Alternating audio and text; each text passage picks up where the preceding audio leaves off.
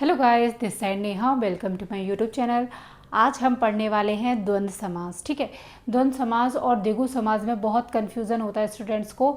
आज वो मैं आपका कन्फ्यूज़न हमेशा के लिए ख़त्म करा दूंगी, क्योंकि द्विगु और द्वंद्व समास में जो आपका जो भ्रम होता है ना, भ्रम बनना होता है इसमें, वो भ्रम हम आज आपका दूर करने वाले हैं। ठीक है, तो हम उससे पहले बहुब्री समास पढ़ चुके हैं, कर्मधार समास पढ़ चुके हैं, अव्ययभाव समास पढ़ चुके हैं। आप उनको जाकर मेरी वीडियोस को देखिए और सब्सक्राइब मारिए और लाइक करिए। ठीक है, अब हम पढ़ने वाले हैं द्वंद्व समास। ठीक है, तो आपका द्वंद्व समास में क्या होता है, इसकी क्या पहचान है।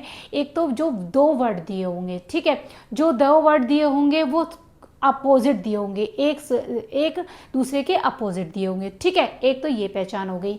फिर जो दो शब्द जुड़े होंगे उसमें हाइफन का निशान लगा होगा, डैश का साइन होगा। ठीक है, फिर उसका जो हम अर्थ करेंगे, उसको जब हम उसको विग्रह करेंगे, उसको हम जब तोड़ेंगे, जब उसका समास विग्रह करेंगे, तो जब हम तोड़ते हैं उसमें तो हमें एवं लगाना पड़ेगा, या फिर अर्थ लगाना पड़ेगा, एवं लगाना पड़ेगा, या तथा लगाना पड़ेगा, या और लगाना पड़ेगा, या फिर या लगाना पड़ेगा। तो मतलब जो हम उस वर्ड को विग्रह करेंगे तो हमें उसके बीच में वो शब्द आता है। ठीक है, तो डेफिनेशन देखते हैं पहले हम इसकी।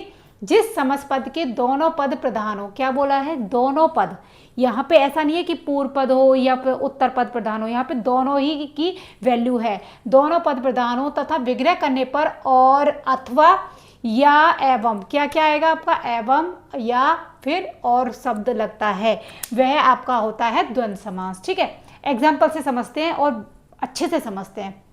समस्त पद क्या हो गया आपका, समास दिया है सुख दुख, तो क्या हुआ, उल्टा हो गया ना, पहले सुख हो गया फिर उसका विलोम शब्द हो गया। तो यहाँ पे क्या है, पहचान क्या बताई मैंने, ट्रिक है आपकी, यहाँ पर ट्रिक है, क्या है, विलोम होगा। क्या होगा यहाँ पर आपका, विलोम शब्द होगा। ठीक है, एक दूसरे का। फिर क्या होगा, उसमें बीच में डैश का साइन होगा, क्या होगा, डैश का साइन होगा। ओके, फिर क्या होगा उसका, हम जब उसको विग्रह करेंगे और होगा, या फिर तथा होगा, या एवं करके जुड़ के आएगा। ये है आपकी ट्रिक। ठीक है, तो सुख दुख विलोम शब्द हो गया, तो इसको जब हम विग्रह करेंगे, जब हम इसको तोड़ेंगे तो सुख और दुख आएगा। ठीक है, फिर है आपका पाप और पुण्य, अपोजिट विलोम शब्द दिख गया आपको, पाप पुण्य, तो पाप और पुण्य डैश भी दिख गया, तो आप क्या लगा दोगे, चुटकियों में द्वंद्व समास है। ठीक है, पाप और पुण्य। फिर खरा खोटा, डैश लगा है, मैडम ने बताया था डैश लगा होता है, विलोम शब्द होता है, ये तो द्वंद्व समास है। ठीक है, वेरी गुड, ये भी हो जाएगा, खरा या खोटा हो गया।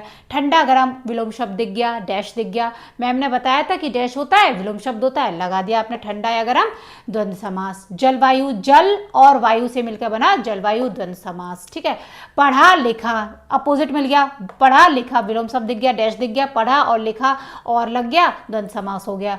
घन घोर, घना और घोर लग गया, द्वंद्व समास हो गया। अब आई बात यहाँ पर अटक कर, जो कि आपको द्विगु समास और द्वंद्व समास में डिफरेंस करता है। और तो सब तो मैं ये समझा देंगे, बट जो डिफरेंस यहाँ पे जो मेन पॉइंट है, नोट है, जो कि द्वंद्व समास में, वो मैं अब बताने वाली हूँ। ये तो सबको रूल पता ही होता है, बट आपका ये ऐसे करके आ जाता है ना, 25, 68, ये जो संख्यावाचक करके विशेषण आ जाती है, तो बहुत से लोग बच्चे इसको द्विगु समास लगा देते हैं। ठीक है, बट ये होता है आपका द्वंद्व समास, वो आज के बाद आप नहीं करोगे, मैं आपको बताती हूँ वो द्विगु कब होता है और द्वंद्व कब होता है। ठीक है, देखो 25, तो यहाँ पे आ गया 25, तो 25 कैसे बनता है, पहले उसको हम विग्रह करेंगे। आप 25 कैसे बनाओगे, मैथ में आ जाओ यहाँ पे थोड़ी देर के लिए। 25 आपको मैं कहूँ 25 पैसे देकर दोगे तो मुझे, तो आप कैसे को जोड़ोगे, 20 + 5, 25 बन के आएगा। डायरेक्ट तो 25 नहीं आएगा, तो आपको क्या होगा, 20 का नोट देना होगा, 5 का नोट देना होगा, तो आपको जोड़ना है, 25 का विग्रह करना है, तो 20 और 25 बन के आया ना। ठीक है, तो आया 5 और 20, तो आपने यहाँ पे क्या लगाया, और आया। ठीक है, और आया, यहाँ पे 25 है, आप कहोगे मैम ने बोला था विलोम शब्द होता है, डैश होता है, वही द्वंद्व समास होता है, ये तो द्वंद्व नहीं है, ये तो द्विगु है और इसमें संख्यावाचक दिख रहा है। नो, यहीं पे आपको मिस्टेक होगी, जो आप मैं आपको नहीं करने दूंगी और ना आप एग्जाम में कभी करेंगे। ठीक है, देखो 25 लिखा है, जैसे 25 है तो 25 को आप पहले विग्रह करेंगे, विग्रह करेंगे तो 25 और 20 हो जाएगा। ठीक है, फिर जब आपने 25, आपने देखा कि संख्यावाचक है, ये तो द्विगु समास है। नहीं, द्विगु समास में क्या होता है, वो 10 तक 10 तक काउंटिंग होती है, वहां पर 10 तक का संख्यावाचक होता है।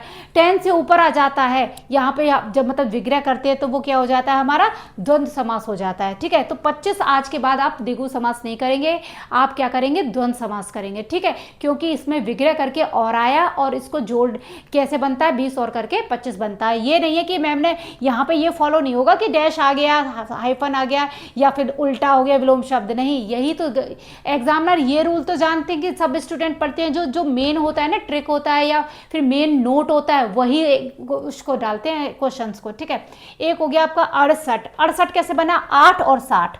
आपको 68 कैसे बना, 8 और 60। ठीक है, तो क्या हो गया ये आपका द्वंद्व समास। ठीक, फिर आ गया आपका 150।